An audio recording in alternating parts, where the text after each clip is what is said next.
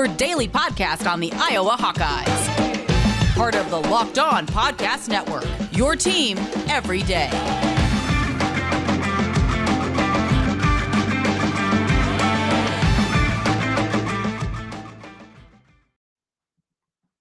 Welcome back, Hawkeye Nation, to another episode of the Locked On Hawkeyes podcast, your daily podcast covering your Iowa Hawkeyes on the Locked On Podcast Network.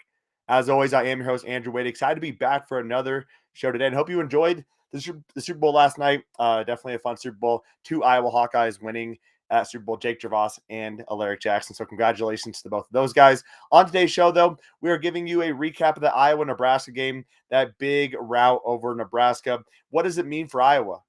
Does it mean their upward trajectory? Are they figuring it out? We're going to be talking about that on today's show. Also, that Ohio State game was rescheduled. What does that schedule look like now? And then getting through some of the news and notes from this past weekend, some recruiting news. Iowa women's basketball plays Maryland tonight, and the wrestling team taking care of business. That's all on today's show. But first, I want to thank you all for making the Locked On Hawkeyes podcast your first listen every single day. You can find the Locked On Hawkeyes podcast for free wherever you get podcasts at, and also on YouTube by searching Locked On Hawkeyes. And today's episode is brought to you by BetOnline.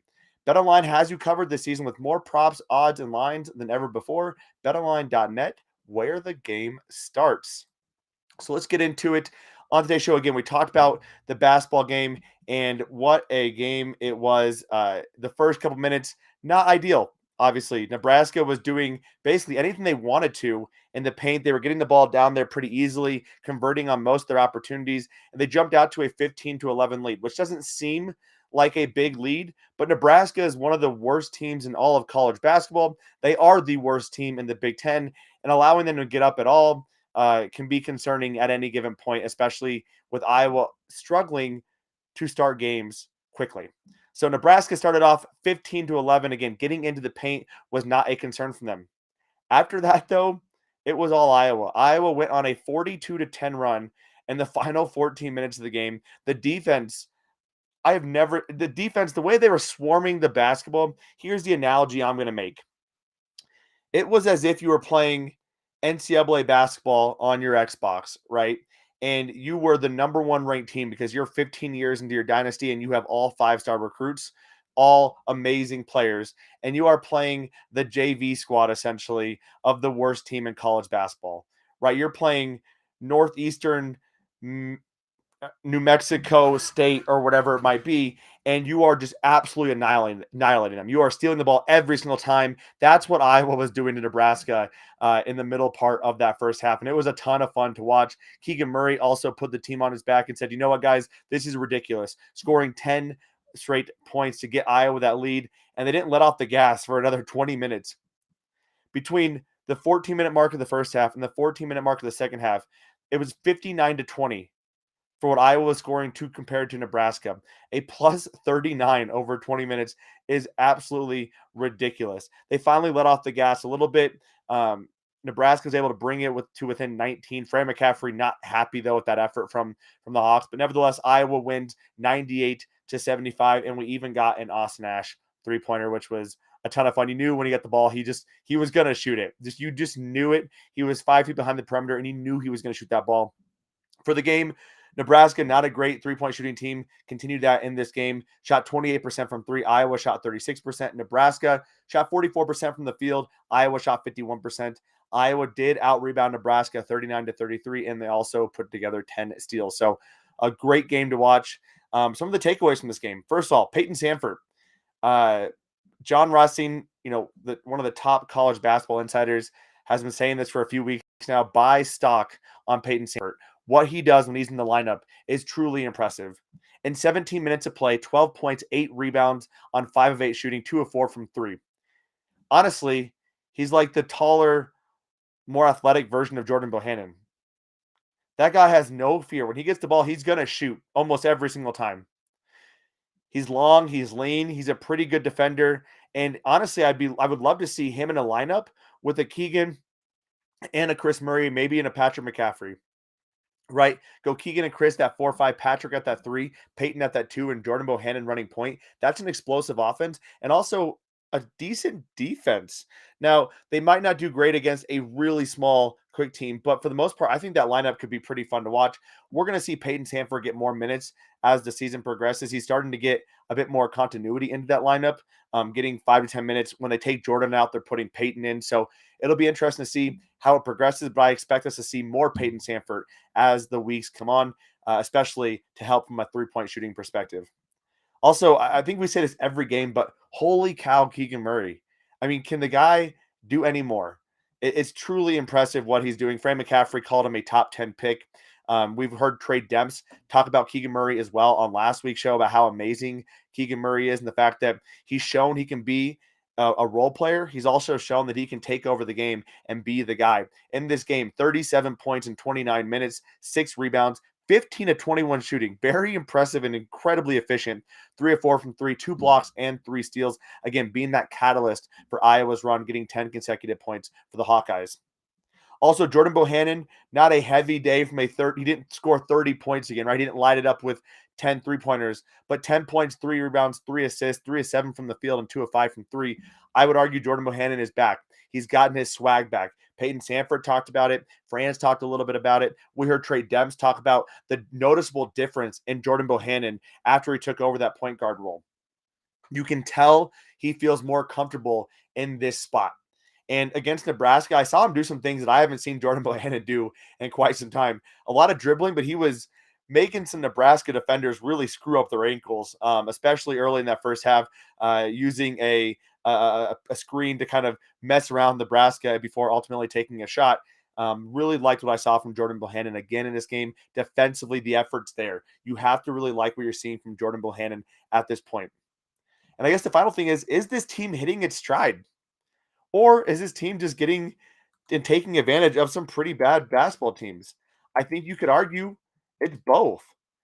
They do have some pretty bad basketball teams they've taken on the last couple of games. Minnesota's 99th according to KenPom. Maryland's 92nd according to KenPom. And Nebraska's 171st. However, you have to feel good about how they're beating those teams. Okay, Minnesota, they struggled with a little early on, took over late. Maryland was never a close game. Nebraska was never a close game. And this is important that they continue this momentum. Okay? They have Michigan up next on Thursday. They have Michigan State that following Tuesday. Oh, and Ohio State, it's not updated on KenPom. Ohio State on that Saturday. So Thursday to Michigan, Saturday Ohio State, Tuesday Michigan State. Back to back to back. Tough games and a tough conference. So they need to continue that momentum if they want to make a run. If they're able to go 2-1 in that series, in that 3 games, I'm pretty content with that. But we're going to talk about that here in a few moments. The biggest thing here, Iowa is above 500 in Big Ten conference play. It has been a while since they've said that. They are, again, hitting their stride. I feel like their offense is starting to find its groove with Jordan Bohannon at that 1. We see Joe Toussaint playing some really nice defensive minutes. Peyton Sandfort getting some minutes in there as well. Keagan Murray is just being an animal. And you got to like what you're seeing from Patrick McCaffery from a shooting perspective as well, doing a great job of knocking down open threes. So coming up, we're going to talk a little bit about that schedule and what Iowa needs to do going forward. Before we get to all of that, though, it's important to remind you that BetOnline.net has you covered this entire season. Football's over, but basketball is in full steam for both pro and college hoops. From all the latest odds, totals, player performance props, and to where the next fired coach is going to land, BetOnline.net is the #1 spot for all of your sports betting needs. BetOnline remains the best spot for all of your sports scores, podcasts, and news this season. And again, it's not just even basketball. BetOnline.net is your source for hockey, boxing, and UFC odds, right up to your Olympic coverage and information there as well. Like I told you last week, I put some money on Shaun White. I ultimately didn't win, but I did it at BetOnline.net because they are the source that I trust for all my betting needs. So head over to the website today or use your mobile device to learn more about the trends and action. BetOnline.net. It's where the game starts. And again, thank you all for making the Locked On Hawkeyes podcast your first listen every single day. You can find the Locked On Hawkeyes podcast for free wherever you get podcasts at, and also on YouTube by searching Locked On Hawkeyes. And we have a fantastic episode dropping for you on Wednesday. Coach David Diani of the Iowa women's soccer team is joining the show. Really enjoyed our conversation there, and I think you all are as well. And if you're watching the YouTube show, I want to quickly call out my shirt here. It is a ode to Free Willy. I thought with the halftime performance last night, the 90s music, it was good to drop it back to some 90s movies as well. So Free Willy repping that on the show today. So we talked about Iowa versus Nebraska. What's next, though? Iowa had a nice little slate of games. They got the job done in these last 3 games. They needed to beat Penn State. They didn't. However, they take care of business against Minnesota, Maryland, and Nebraska. Coming up next, though, they don't have a very easy schedule. They are currently, at this point, 17-7, okay? They need at least 3 wins. More than likely, they need 4, though. 4 to feel good about their tournament resume. Right now, at least from an analytical perspective, they are definitely in the NCAA tournament, but you don't want to leave anything to chance. So coming up, they have Michigan on Thursday. That is going to be a tough game. Michigan has been up and down all season long. Michigan State, Ohio State, they get on Saturday, so that's that makeup game that was postponed. They then get Michigan State at home on Tuesday, followed by Nebraska on Friday. So in a stretch of a week, they are playing 4 games, 3 of them very difficult games against strong opponents. Now, don't overlook Michigan. Again, Michigan has struggled this year. Michigan is a very good basketball team. Michigan, at this point, you need to win. You have to win that game against Michigan. You need to get the W's at Carver. So hopefully fans can show up. Hopefully it can be a big-time matchup. Iowa getting that win versus Michigan. Michigan currently 13-10. They are struggling. They just lost to Ohio State this weekend, 68-57. Before that, though, they beat Purdue. They barely beat Penn State. They lose to Purdue. They honestly barely beat Nebraska. They lose to Michigan State. This team has been all over the board, so you don't know what you're going to get for Michigan. Now, they've struggled quite a bit on the road, okay? They've beaten Penn State, Indiana, and Nebraska on the road, but they've also lost to Purdue, Michigan State, Illinois, Rutgers, UCF. They lost a neutral court game to Arizona, and they also lost an away game to North Carolina. So not the best team on the road. An opportunity for Iowa to take advantage of Michigan and beat them in this game. Following that, they have Ohio State. Now, going into that Ohio State game, I did not expect it to be a win. I also don't expect this Ohio State game to be a win. It's a very quick turnaround going from a tough Big Ten team at home to less than 48 hours away. You play Ohio State on the road.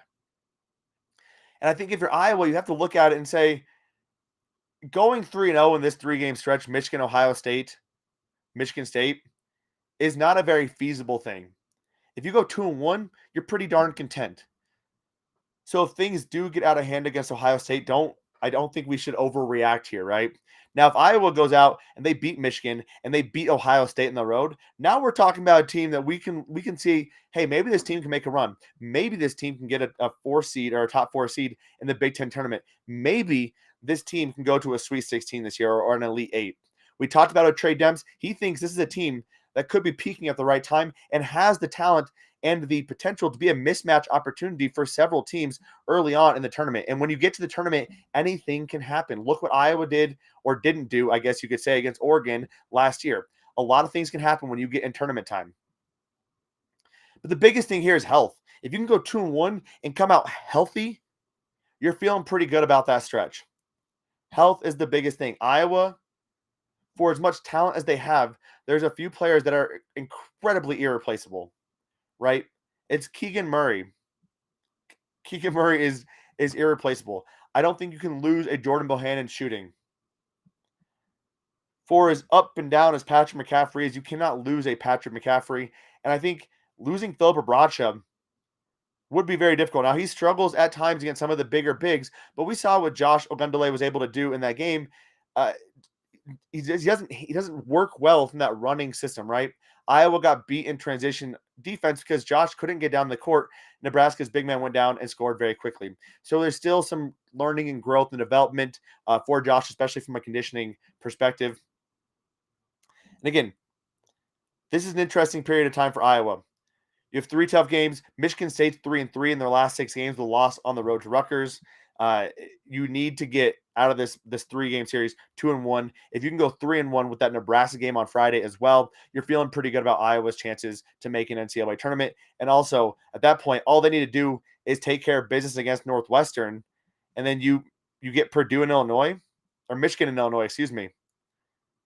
Maybe you sweep one of those games. Maybe you win one of those games, and now we're looking at a team that's a top 4 team. Right. So lots of things can happen over the next couple of weeks, but you feel pretty good about where Iowa is, especially after the last 3 games.